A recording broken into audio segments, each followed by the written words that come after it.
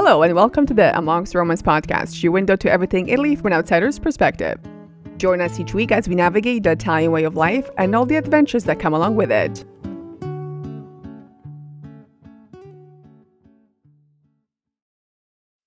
So welcome to season 2. Are you excited to share with everyone our adventures all over Italy? Yeah, definitely excited. So last season, we sort of managed to touch upon the things that, we found different and adjusting to life in Italy. I think this season, we're going to focus more about sharing with you some of our favorite destinations. But before we even get to that, just want to say thank you so much to everybody who was listening in season 1. And thank you so much for all your lovely comments and feedback. We do appreciate that you listen, and we can't wait to bring you some more adventures. Some updates since we finished season 1. Some of the things we've talked about, like finding different herbs, we actually managed to find. It was quite surprising, but we managed to find what? We found dill, we found tamarind. And actually the elusive coriander, that's been hard to find around here. Yeah, it almost seems like it's seasonal, isn't it? Because it all of a sudden just appeared like end of the year, and now we see it in a store, but I don't think I remember seeing that last year. Yeah, I don't think it's that popular around here. It's probably too, I guess, fragrant for people, or at least for Italian cooking. So yeah, I'm not sure why we were seeing it. We've also tried, what did we try? We tried 2, I want to say, they're called sushi restaurants, but they're more like an Asian blend. So we've been to 2 so far here around where we live. Yeah, and the all-you-can-eat sushi places are quite different here in Italy compared to back home. They're actually quite nice looking. Like the interiors are almost like high-end club type layouts, and actually the food is really good especially for an all-you-can-eat. Very fast, fresh, and quite a bit of variation in their menu.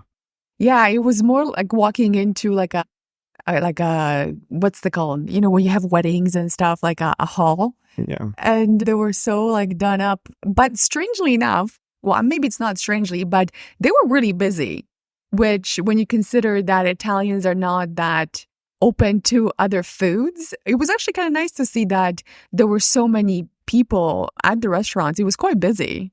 Yeah, it seems to be really popular here. Probably of all, I guess, ethnic foods, there's a lot of sushi restaurants in the area, and I guess it's kind of their gateway into varying their food choices around here. Yeah, although remember the last place we went to, we were the only ones eating with chopsticks. Everybody else, everybody's asking for utensils, and we're the only ones eating with chopsticks out of everyone that's at their tables. The guy beside us, this restaurant, the cutlery was like almost, I don't know, it looked like it was gold. And the guy beside us had his sushi roll, and he was like, he was moving it around his plate with a fork. It was quite amusing. And I think they ordered Prosecco for their table, which was, again, very sort of Italian, but not something that you would be used to, I guess, maybe in all-you-can-eat places in Canada. But anyway, it was kind of fun to experience that. Yeah, I think we were the only ones that were ordering non-alcoholic beverages. We just ended up getting green tea, and no one else or no other tables actually had that. Yeah, but like, how can you have like Asian food without like tea? I don't know. To me, it's kind of strange. But other than that, we've also been to a Thai place in Naples. Yeah, actually, and we looked it up, and there were actually a few Thai places, and they look pretty legit from the reviews and the menu items. So I enjoyed the Thai joint we attended, and I think we'll be going a little more often now. Yeah, I liked it a lot. There was just the one dish that I thought was not, I forget, was it like a pad thai? It wasn't saucy enough. I think the rest of it was good. This one just could have added a little bit more, like, to make it a bit more Thai flavory. I don't know. Anyway, it was still good. What else did we discover since we ended season 1? Well, we've learned that the bureaucracy here still sucks. Yeah, there's so much red tape to get anything done around here. Unfortunately, it's really actually sad. I think we're visiting so many, I guess, government offices just to get a health card for my mom, and it's gotten comical actually. So that's a whole story in itself. Yeah. So when you think about it, like, this is what makes me mad. Like, I understand bureaucracy. That's like a European thing, I think. I think, in Canada, you might have thought bureaucracy was bad, but that's nothing comparing to here. And like you said, it's comical because it almost seems like there's only one person doing the job. So if that person's not there, like, oh shit, nothing gets done. It's like, how can only be there one person? And besides just the one person who may or may not know what they're doing, everybody else just seems to be like, I don't know, they'll either tell you something wrong and I don't know if they just don't care. They just, like, even if they don't know, they don't want to, but that's their job to know. Like, that's what's confusing about it. Like, this is your job to know, and then you don't know, and you just say, well, whatever, go away. And it's like, what? So to me, that is so frustrating. Yeah, I think the biggest roadblocks for them is they're not very well informed. Here, the government is constantly changing rules and laws, and they don't get those updates very often. And if they do, it's make this change by tomorrow, right? And they need to scramble to figure out how to adjust. So it's top to bottom. Unfortunately, they have so many problems, and it's sad to see. It's if they resolved a lot of those issues, or made some changes that they at the top, I think that would trickle down to to the actual workers. So yeah, but I mean, again, it's your job to know. How did they not know stuff? That's the most frustrating part. And if they don't even give you an answer, it's not just like, oh well, that's not right, or this is what you have to do. They just go, no, this is not it. I can't help you. So it's like, who's supposed to help me anyway? So the reason we talk about this is because we were looking at where we should buy property.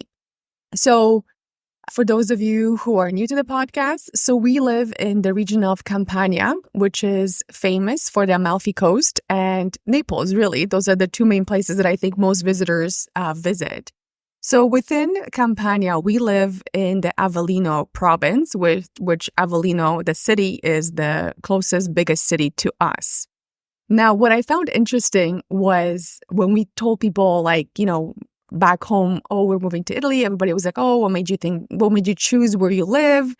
And, we would explain that, oh, it's because, your family's here, and that's kind of, we have a place to live. But what I found interesting was the people that we meet here in Italy, like whether it was in Naples or we were somewhere else, and they go, oh, where do you live? And we say, oh, we live like in Avellino. And then they say, Avellino? Why would you move from Canada and live in Avellino? Yeah, that's been a common theme with whoever we speak to. So it's kind of funny, Unfortunately, the area or the city hasn't evolved a whole lot from the early days back in the 80s. They were on the right track during the booms, but unfortunately, mismanagement and mayors that didn't know what they were doing kind of let down the city. They didn't invest in infrastructure. They didn't invest in local businesses. They kind of pushed towards, just having bars and restaurants, right? And unfortunately, a large city is not gonna thrive on just that. So, yeah, it's kind of sad to see. But it's not even that. Like, Avellino itself, the city, is unremarkable. Like, there isn't really much about it that is, the architecture is okay. There's nothing like super historic because after the earthquake, they had to be more modern. But there's really nothing, there's no major attractions that you would go and see. Like, we went to other cities like, Benevento, I think, had a lot more to offer. Avellino is just really like unremarkable. And when we look at where to buy property, Avellino would not be one of those places. It's, again, I keep saying unremarkable, but there's really not much for us to do there. There's a train station that's used to be connected to other places, but now it's not. So that's not even working in its favor. And the bureaucracy, I guess, same province, same thing. So I don't necessarily think that it would be anything better to get anything done if living in Avellino versus living where we are. where it's the same government. We still have to go to same places. So we've been looking at different properties and different regions. And I guess I would ask you, where do you think you'd want to live? Well, I like to be near the beaches and, being able to enjoy the summertime. But, obviously there's a downside to that. If you buy a place near the water, it's going to be seasonal type of traffic, right? Or, seasonal visitors. So it'll probably be dead outside of summer. And then obviously, there's that worry for going further down south. Are we going to meet more roadblocks, more bureaucracy? Is it going to be tougher to do anything? Of course, we want to look at investing in a property and then possibly looking at, a B&B. But so I guess for me, while we would love to live in a place like Rome or Florence, I think we're very motivated by two things. So one, buying a place in Rome obviously is going to be more expensive, and we don't want to put all of our resources into that property. And also two, the Italian government has financial incentives, as in tax breaks, if you live in certain provinces, and that includes where we live.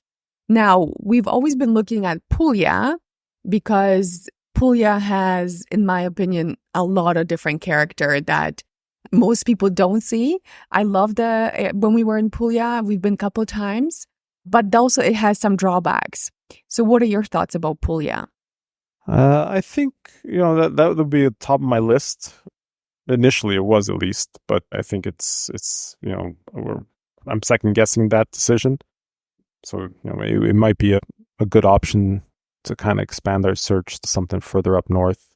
Maybe, I guess, as you said, maybe the Abruzzo area. Maybe we should visit some of that, visit that area and have a look to see what's available, how the infrastructure is, and, kind of sightsee. Yeah, and then this is kind of where I have a debate. So Puglia, we've been told, is very much more business focused. That's what everybody says, right? People there are more business focused, which to me, that would mean they're more open to doing business, to getting their things in order. But it's also part of the South, right? Which we know that maybe healthcare won't be as accessible. The government, bureaucracy might also be an issue. But when we look at places like Abruzzo, and I know a lot of expats go to Abruzzo, and I've mentioned it, and I think there's positives to living in Abruzzo. I mean, it's closer to Rome, so it depends where you pick, but it's a very mountainous region, right? So there's a lot of huge, beautiful mountains and parks, which is great, but it's a lot of isolated places as well. So for me, it's like if I'm going to buy a house in the mountains, I might as well live here, which is still in the mountains, right? So we would have to find a place that's big enough, like it has attractions, but it's also close to the airport. So in Abruzzo, you have the Pescara airport, or if you live sort of in the middle of the I guess the country where Abruzzo sort of meets Lazio, that's very mountainous. So I think that will be a bit more isolated. But you are closer to Rome. So if let's say you're like an hour and a half from Rome, to me, that has a certain appeal, whereas Puglia is very far down south. So you still have to drive up, to the airport. I think there's only airport in Brindisi and in Bari. Those are the international airports. So that's also a consideration for me. Yeah, there's upside and downsides to both, right? There's probably more investment in business further up in the Pescara area, probably because it's further up north compared to down south, right? But then there's also, there's some beach resorts, nice beaches. The water is fairly clean up in that area, so there is that. You'll have visitors, and mostly visitors will be people from further up north or across the border. You'll see a lot of Germans, I guess Austrians, and even some of the Swiss come down there for their vacations in the summer. Yeah, we've been to Alba Adriatica, which is the place we've gone to a bunch of times in the summertime. So we know the area, but again, as you said, it's it's popular in the summertime. It's got a great vibe. But in winter, like there isn't much to do. And like Alba Adriatica was great for summer, but it's not necessarily that close to everything. So, you know, I guess when again, it comes down to like how far is it from the airport and how easy it is to get other places. But let me ask you this. So the further north we go, the weather gets a bit different, right? So the whole point of us leaving Canada was that we would not have to go through like 6 months of winter. So where we are, the winter is pretty mild comparing to like Canada. This year, it's been actually quite nice. So I think only snowed once for half a day or something like that. So again, the further up north you go, especially like in Abruzzo, there, if you go in the mountains, there's going to be a lot more snow in winter. Yeah, there is that difference in weather, but I don't think it's that huge a variation. You know, lately, I think, especially in the summer, they've been experiencing a lot hotter weather than we have down here. So I think, you know, weather-wise, it shouldn't be too bad. Obviously, you know, you'll have a little bit more snow or cold in the winter, but, you know, I guess it's nothing compared to what we were used to back home. Yeah, and I think the appeal of Abruzzo is that you have the mountains on one side and then you have the beach on the other, right? So it's not that far, I guess, like where we are. Like Naples is about like, let's say, give or take an hour. So we kind of live in the middle of the peninsula or the main part of Italy. And then you just drive down to the coast, which takes about an hour. So I guess in Abruzzo will be the same thing. It's just on the other side, right? So I don't mind that. I think actually that's pretty cool. If you can be, you know, within an hour, you can drive up to the mountains, or within an hour, you can be on the beach. That is definitely an appeal. It's just, again, we have to explore the area a bit more just because, again, I want to be able to live in a place that, you know, has something happening. There is restaurants, there is places to go and places to see. I'd like some historical places around, which, you know, it would be nice to have, especially since we live in Italy. So for me, that's definitely a category that I have to look at. Do you have any like must-haves that you want to see in the property? I think, you know, being close to, I guess, larger cities would be nice. You know, it's great living in a smaller, I guess, town, and then, you know, having quick access to the city, which is kind of what we have here. You know, we're close to Avellino, probably about 4 or 5 kilometers away, or even adjacent town like Altobaldo, which is, you know, got a lot more services available to us, stores, supermarkets, bars, and stuff like that. Yeah, I'd like to have at least that access at the minimum, but definitely, you know, being able to get to the beach fairly quickly is a bonus. Yeah, I'd like to see, again, some historical places, but also I kind of miss what I like about being in Rome or like a bigger city is that I can go outside and you can just walk around and be immersed with people, right? So, you know, whether you go outside and you have a drink or you just walk around, you are surrounded by people. And for me, again, it's been a challenge for me trying to like learn Italian because I also am not interacting as much with people as I could, because like where we live, like if you go outside, there really aren't that many people walking around and like having a conversation with. So it's not like you can really be immersed in that. Whereas if we were in like a bigger place with more attractions, it's easier for me just on my own to go and, you know, have people around, listen to them, maybe go to like a museum, go to like a place where I can interact with the people. Whereas here, I don't really have that. So that's for me. I'd like that as well. I also would like a place maybe that's, when we look at the apartments versus like houses and stuff, I think because we have all the pets, I would like to have a property versus having an apartment. What do you think? Yeah, property would be a lot more convenient for us. It'll suit our lifestyle, I think, you know, and get have that separation, I guess, to, you know, have a little more space, you know, be able to let the dog out in the yard and not have to run up and down stairs or, you know, hit the elevator to take them out. So that's a bonus. Yeah, and I think there's something about like a historic property, like historical maybe, but one that you don't have to necessarily renovate. That's one of the like downsides I'm seeing in like Abruzzo when we're looking at properties. A lot of them need work. So there's a lot of like real estate wide prices are not too bad, I guess. But the properties themselves are very, again, unremarkable. Like there's nothing really that great about them. So I guess that'll also be a challenge, right? We have to kind of find a place that doesn't need a lot of work, but also has, I mean, I don't mind a little bit of work, but like I don't want to have a place where there's like no windows and there's, you have to like still put walls up and stuff. So that's not really what I'm looking for. Yeah, the minimum amount of work required for the new home is actually preferable. It's difficult getting a hold of materials. Well, not so much materials, but I guess, getting workers to come out and carry out any renovations. Most of the stuff I can probably do myself, but, there are certain things that I would not touch, especially electrical around here. So, not having too much work to be done is something I would prefer. Yeah, and I think the further, like, not further, but maybe the more remote you are, the harder it is to find places that have this stuff, right? So we have sort of like a fix-it store where we can go buy some things, but if you're living somewhere remote, maybe it's even hard to get the materials, right? So it's not like you can just go and like get paint or epoxy or whatever you need to fix. It's sometimes even like, how far is that store from where we are? So yeah, that's a consideration. Now, we also talked about Sicily. Well, I think, there are some nice places that we can go. I think when we drove through Messina, it was something really beautiful to see.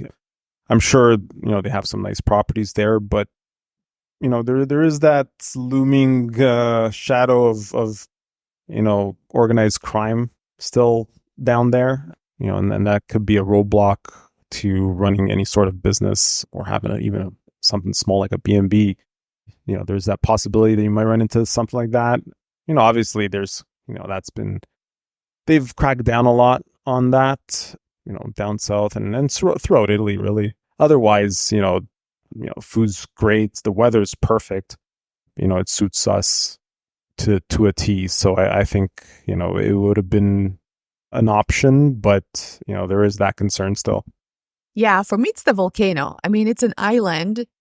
And if that thing blows, like, who knows, right? Like, if you are even on the other side of the island, it's not that big of an island when you think about it. So, yeah, there's the mob and the volcano component, which kind of puts me into like a hesitant position when it comes to Sicily. However, I do think that maybe we could consider getting like a smaller, just like, summertime kind of property so we don't have to really worry about it. But again, when you look at, seaside sort of beach kind of properties, the prices kind of go up, right? So it's not like, oh, Sicily's so dirt cheap. Yeah, sure, in the middle of like the island when there's nothing around you might be. But the places that, you want to go to that like everybody else wants to go to, those will be a lot more expensive than like a little house in the middle of like the island.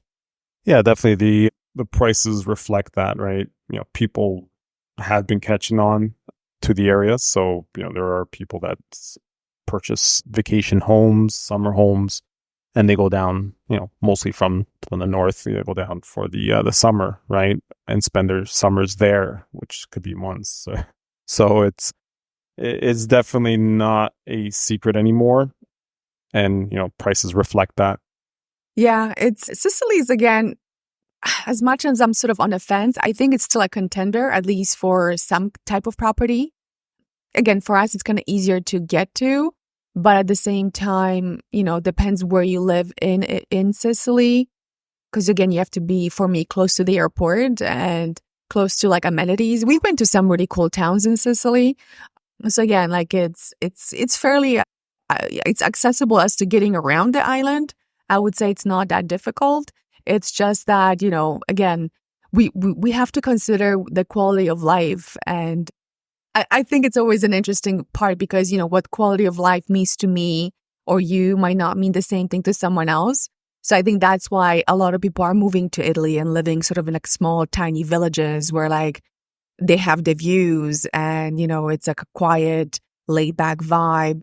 And if that, if that's something that works for you, that's amazing. But I think for us, we would like a bit more action happening. So, we're looking at places that have at least some kind of vibe that we can enjoy. And yeah, I think that's why, one of those, the Euro home scheme things that so many people are looking at are so popular, because you can buy a place for like €1, which in theory I think works, but I think in practice, I don't think that's something we want to consider. Yeah, and I think a lot of people that have purchased those €1 homes, got a rude awakening, because they found out it's very difficult to get people to work on your home, especially now. There's that whole rebate from the government that's been going on for a little while that has basically taken up all the resources from anyone else, right? So everyone's doing those home renovation or rebuilds and getting those rebates, and it's even more difficult to find anyone to carry out any work for you, right? They're booked out in advance for months and months, so it is very difficult to get a hold of anyone. Yeah, and I think, you have to think about, you buy a place that's historic, yeah, sure. But how much work do you really have to put into it, right? So if you're looking at buying a Euro home, so you buy you spend €1, and then you have to put in sometimes like, quite a bit of money into it. So even if you put like 20,000-30,000 euros worth of work, why not just buy something that's already 30,000, right? There's a lot of properties, especially if you're looking at like more remote towns, there are very cheap properties and, in way better shape. So I don't know if you're looking at a project and you don't mind sort of being, sort of more remote, I think that's a great opportunity. And I think those people who have taken it and love it, that's for them. For me, another thing is, usually those kind of programs are geared towards towns that maybe, people have left. So there is sort of scarcity of resources and people in the town. So, things like internet might not be as available, because we know here, even when we need internet because our phones, even though we have cell phone plans, because we're in the mountains, we can always get good reception. So if you are in like a mountainous, little town in the middle of like Sicily, let's say, and you can't get internet, you can't get electricity, it might be a bit more difficult, especially if the town doesn't have a lot of people in it. The services might not be up to the standard that you were expecting, right? So again, it's going and visiting the places before actually going and buying them. Yeah, these towns are extremely remote, right? Most times, and I think there's not many people left even in the town. There's, it's a very low population, which is why, they're promoting it with the, that €1 scheme. So, unless you're very good at renovating yourself, I don't think that'd be something that, most people would be interested in. And like you said, it's very inexpensive to get property in decent condition and in a town that's populated at least and has access to services that you need, right? So I personally wouldn't recommend it, but hey, I'm sure there's many people that are interested in actually doing that, going through that. So all the power to them. Yeah, and I think there's some sort of like a romantic element associated with it. Like you go to like Italy, you buy like a little fixer-upper in the countryside, and life is great. And in a way, it would be, I suppose. It depends on where you are, right? But the reality of it is sometimes it's not as easy. So, again, going to the places you see is more important. I think that's what we're trying to do. Like we've been to Puglia, and I still think Puglia is a good contender for us. But I think we also should check out Abruzzo. There is another one, the Molise. Is it called Molise? Molise? How do you pronounce that? Molise. Yeah, so it's another region within Italy, which is sort of like a bit south of Abruzzo. And it's a joke here in Italy because people say that Molise doesn't exist. And that's because I think until like the 50s or something like that, it was part of Abruzzo. So it's almost like a joke here in Italy that people say, oh, Abruzzo, Molise doesn't exist. And again, we don't know too much about it, which in a way, it could be good to live in a region that's not as touristy and has a lot of attractions, like natural attractions to attract visitors. But at the same time, if it's so, not populated and maybe the services aren't that great. So I'm also hesitant to buy a property in a place that, doesn't have the services just because it's nice. Yeah, exactly.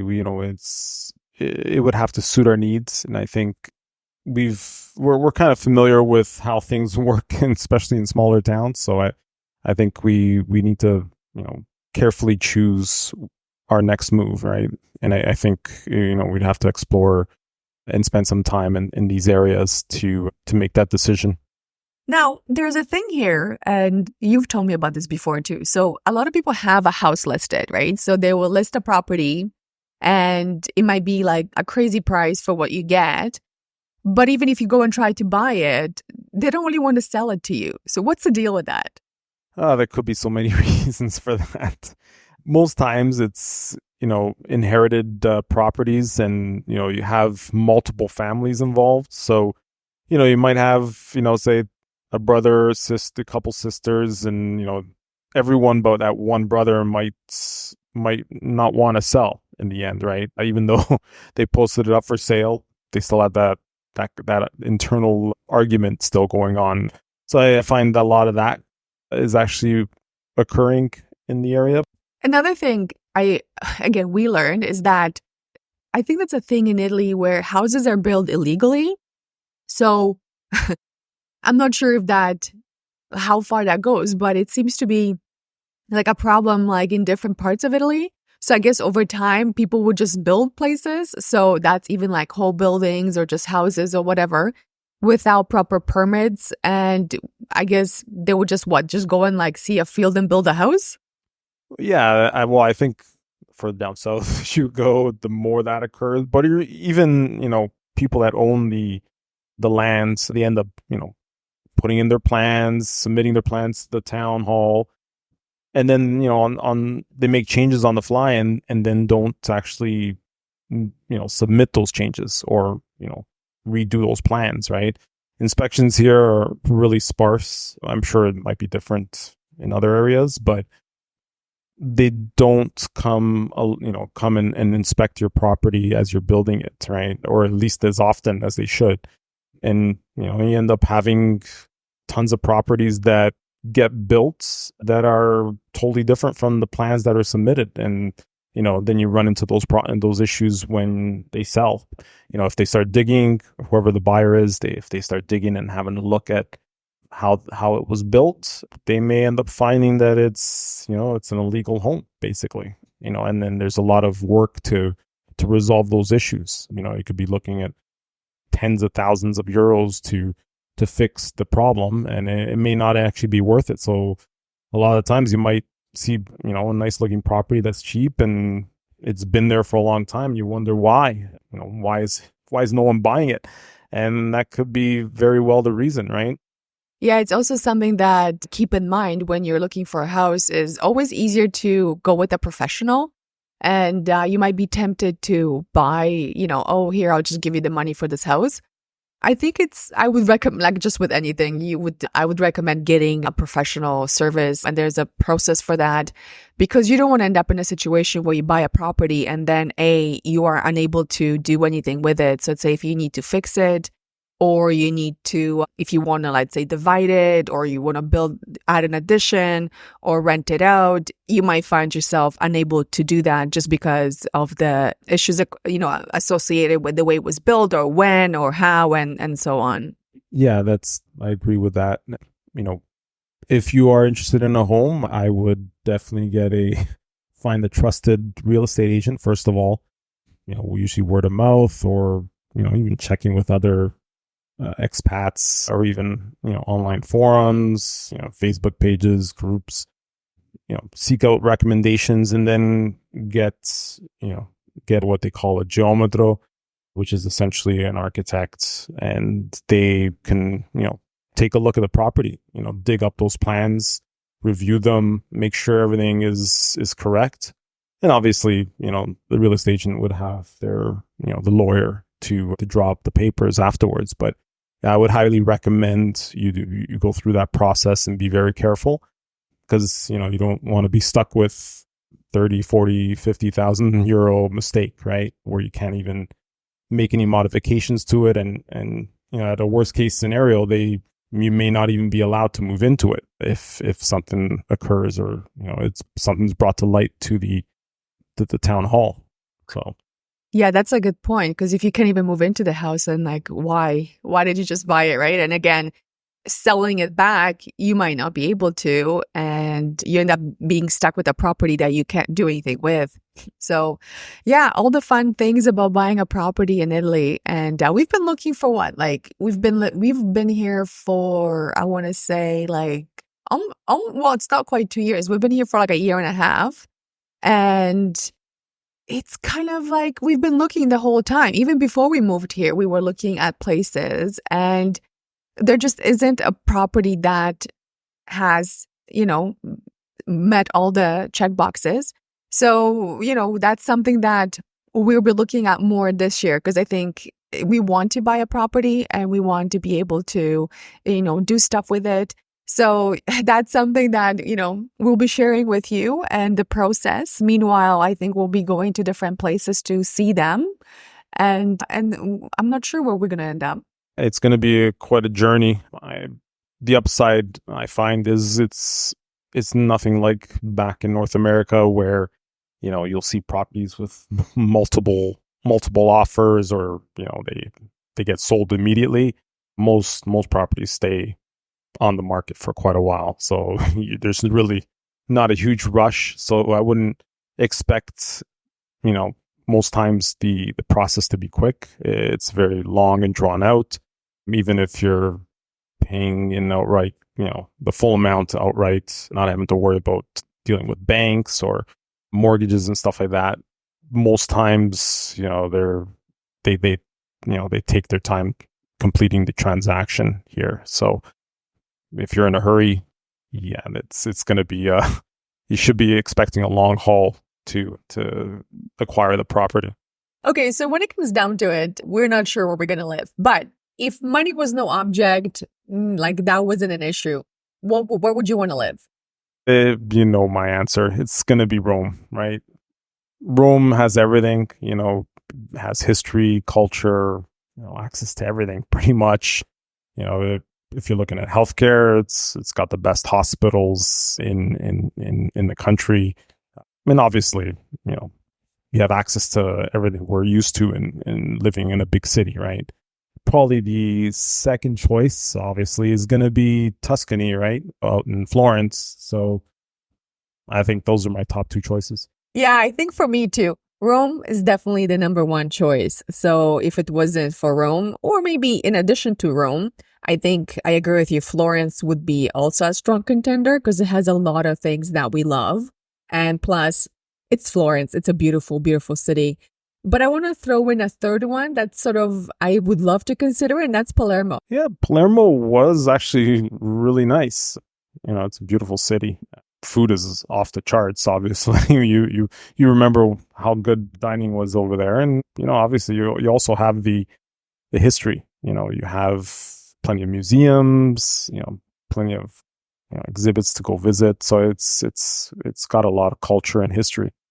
Yeah, I remember all those like beautiful buildings that were sort of neglected when we were there. I think it's been a few years since we've been to Palermo, but having one of those historical homes like totally redone and renovated, that would have been beautiful, with like a rooftop terrace, like at the place we stayed at.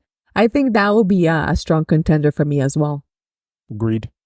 People might also ask us, why are we not considering Naples? Would you ever consider living in Naples? I would. I would consider living in Naples. It's a great city. It's definitely one of the top cities to live in Italy, and it could be a good replacement for somewhere like Rome, right? It's got lots of beautiful architecture, lots of places to see, and then obviously there's plenty of history. As much as I like Naples, and the more we go, the more I like it, I don't think I'd live there. The volcano, too close. It's not the steps. No, actually, I could live with the steps. It's the volcano. Like you can see it from anywhere. And if that thing blows, because I mean, it's still an active volcano. If that thing blows, you're going to be dead, like either from the ashes that fly out or what, and earthquake, whatever. And it's hard to get out because everybody want to get out. And for me, that's a definitely no. So yeah, I think you're more likely to fall down those long flights of stairs than worry about that volcano blowing. That may be, but I don't think I'd be chancing it. So I think that's a hard no for me for Naples. Unless, still no matter what. No, it's a no for me because of the volcano. All right. So our search continues for now, and we'll keep you posted. And join us next week as we talk about the region we live in now and all the great things you can discover in Campania. See you next time. Bye. And this brings us to the end of this episode. Thank you so much for listening. We hope you enjoyed it. Don't forget to like, subscribe, and review on whatever you're listening right now. We'll be back next week, so stay tuned.